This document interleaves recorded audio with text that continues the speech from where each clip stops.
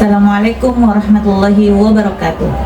Berjumpa kembali dengan saya, Salmi Putri Damayanti, calon guru penggerak Angkatan 9 Kota Makassar. Kali ini saya tidak sendiri, saya ditemani oleh Ibu Asti SPD MPD. Beliau adalah guru seni budaya dari SMP Negeri 29 Makassar. Assalamualaikum Bu Asti. Waalaikumsalam Ibu. Bagaimana kabarnya hari ini? Alhamdulillah baik Ibu. Baik, alhamdulillah hari ini saya mengadakan percakapan praobservasi yang nantinya akan mengamati jalannya proses pembelajaran Ibu di kelas, dan tujuannya itu adalah untuk mengetahui dan mengevaluasi proses pembelajaran yang Ibu lakukan di kelas. Dan kenapa saya melakukan hal tersebut, karena Ibu akan lebih siap atau lebih mempersiapkan diri untuk memberikan pembelajaran yang terbaik bagi murid.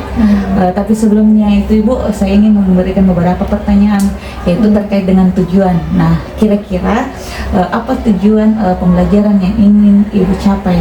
Ya, kebetulan di minggu ini tuh nanti minggu depan rencananya akan diberikan mata pelajaran tentang tema logo dan tipografi. Yang sementara berjalan itu sudah berjalan itu tentang materi tipografinya, mereka sudah selesai praktek. Nah, sekarang itu sudah masuk ke materi logo, dan logo ini nanti tujuan pembelajaran yang saya akan berikan itu bagaimana mereka bisa membuat, kalau dari segi keterampilannya mereka mampu membuat logo sederhana sesuai dengan identitas mereka, dimulai dari bagaimana cita-cita mereka. Dari situ mereka aplikasikan dan manifestasikan di dalam logo tersebut. Itu yang pertama. Kemudian dari segi pengetahuannya mereka mampu memahami langkah-langkah cara pembuatan logo itu dari segi kognitifnya. Itu yang ingin saya capai di pertemuan selanjutnya nanti. Oh ya. Jadi untuk pertanyaan selanjutnya, bagaimana area pengembangan yang Ibu akan capai nantinya? Ya, tentu yang saya mau lihat itu adalah pasti kognitif dan keterampilannya, itu dua yang ditekankan. Dari area itu mungkin kalau di pengetahuannya, dari segi pengetahuan, dari segi kognitifnya itu bagaimana saya memberikan sedikit, karena sebelum pertemuan praktek logonya ini saya tentu memberikan teori dulu, teori tentang apa itu logo, apa saja jenisnya, apa kriteria logo yang baik, kemudian tahapan dan cara membuatnya itu. Terus yang kedua itu kalau dari pengembangan keterampilan, saya membuat satu strategi pembelajaran di mana saya menampilkan media pembelajaran, yaitu logo, bagaimana tahapan membuat logo itu agar mereka lebih paham dan cepat tangkap untuk membuat logo tersebut. Begitu. Terus selanjutnya, kira-kira bagaimana strategi atau metode atau model pembelajaran yang Ibu akan lakukan nantinya kalau pembelajaran yang ke depan? Ya, itu tadi saya menampilkan media ajar, terus tentu mengikuti model pembelajaran mungkin secara langsung, tapi ada juga beberapa model yang saya ingin terapkan itu program based learning, itu rencananya seperti itu. Tapi Ibu akan menggunakan PowerPoint ya? PowerPoint ya, tentu ada PowerPoint yang ditampilkan untuk review kembali materi sebelumnya, karena teori yang sudah saya sampaikan di minggu sebelumnya. Kemudian saya tampilkan kembali itu agar mereka ingat kembali materinya, dan tentu ada video yang akan ditampilkan untuk materi yang akan saya ajarkan di hari itu. Jadi itu ya yang model atau pembelajaran yang Ibu akan lakukan nantinya.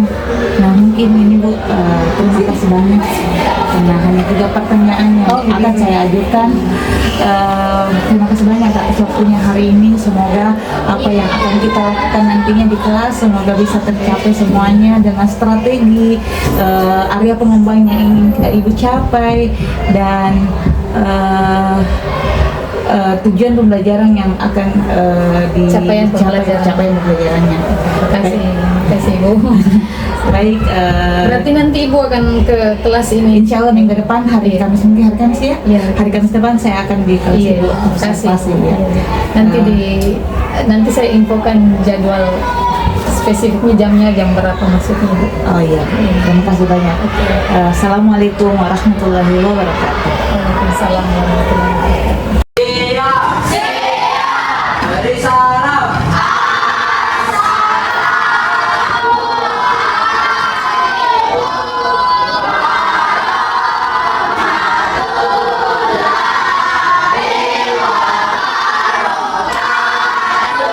Waalaikumsalam warahmatullahi wabarakatuh. Belajar mereka berat,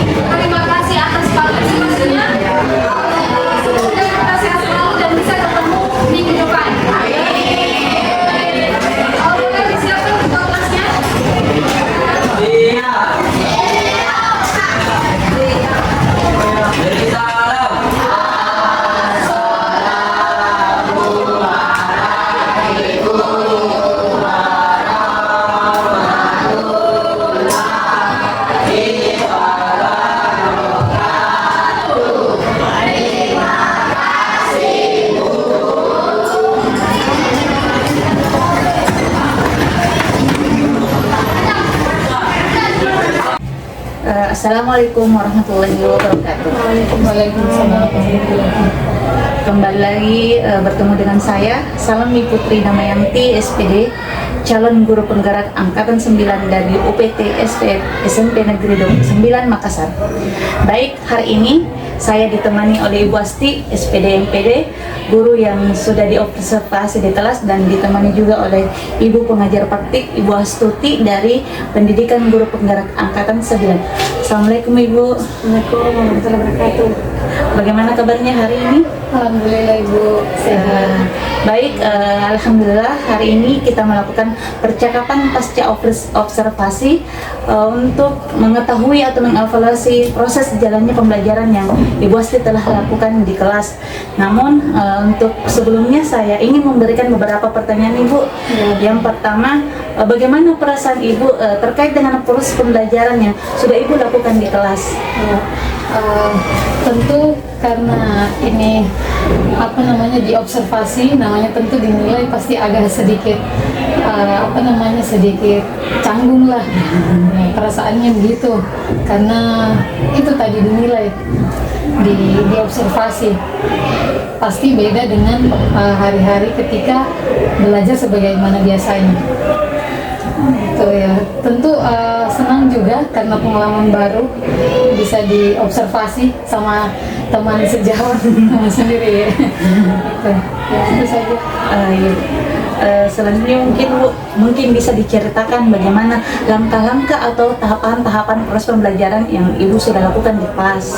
Ya, tentu semua pembelajaran di kelas itu tentu saya rencanakan dulu. Di awal saya buat dulu perangkatnya, kemudian di pertemuan itu saya melihat kondisi atau keadaan kelasnya bagaimana. Apakah ini ketika materi ini cocok tidak di kelas itu, makanya saya perhitungkan juga itu.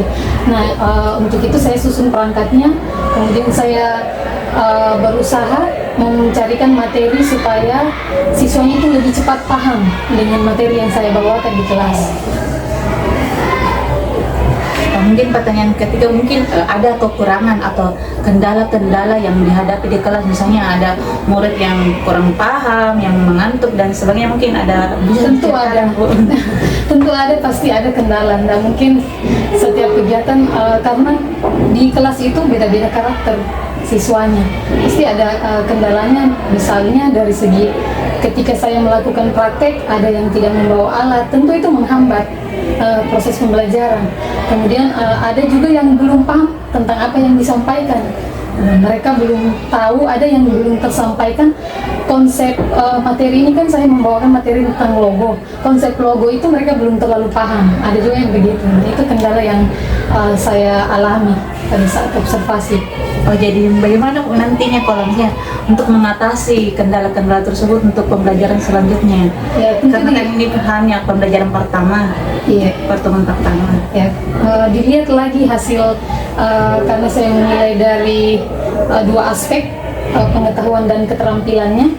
Nah, saya lihat bagaimana ketika dia sudah menunjukkan hasil karyanya, kemudian ditanya lagi kembali, apakah kamu paham tentang apa yang kamu buat ini? Nah, kalau misalnya dia paham, berarti artinya dia paham tentang konsep dan prakteknya. Tapi kalau belum, tentu dikasih lagi bimbingan gitu. Nah, mungkin tugas lainnya dikasih lagi satu tugas yang setelah dikasih misalnya konsep dia sudah paham, kemudian dikasih lagi ulang tugas itu. Nah, gitu, disuruh mengulangi. Iya. Jadi diberikan bimbingan khusus yang siswa yang belum paham. Iya. Nah, saya lakukan biasanya kalau misalnya dia belum bisa, saya suruh di HP dulu. Coba gabungkan elemen-elemen, misalnya tadi itu logo, didesain dulu di HP. Pakai aplikasi. Aplikasinya biasanya Canva. Tapi biasa juga anak-anak terbiasa dengan Ibis Pen gitu. Jadi didesain dulu, gabungkan, setelah dia paham baru disuruh menggambar. Karena yang mau ditekankan kan dia paham tentang apa itu logo. Nah, itu. Oh, jadi ini Bu, untuk pembuatan logonya ini temanya umum atau ada tema terkhusus untuk yang temanya khusus? Dia yang sederhana, bagaimana dia membuat logo identitas, menggambarkan identitas dirinya gitu. Nah, makanya saya arahkan lebih ke cita-citanya dulu, bagaimana cita-cita mereka dalam, jadi mereka manifestasikan logo itu, identitas dirinya, cita-citanya itu lewat logo. Jadi dari logo, dari hasil logo itu kita tahu bahwa oh dia ingin jadi seperti ini, misalnya cita-cita jadi profesi, pengusaha gitu. Oh jadi kalau misalnya dia buat dulu contohnya profesi guru, berarti itu cita-citanya jadi Ya, guru. bisa jadi guru. Jadi lewat logo itu. Lewat logo Iya. itu. Oh jadinya kayak polisi kayak anunya tuh Ya, polisi. misalnya ikon yang ikon polisi, misalnya topinya kak, kalau dokter misalnya alat tesnya, Oh. tuh dari situ Dia gambar tergambar. logonya. Ya. Jadi kita bisa tebak dari logo itu. Oh ini sudah jelas. Oh iya. Mungkin itu terima kasih Bu atas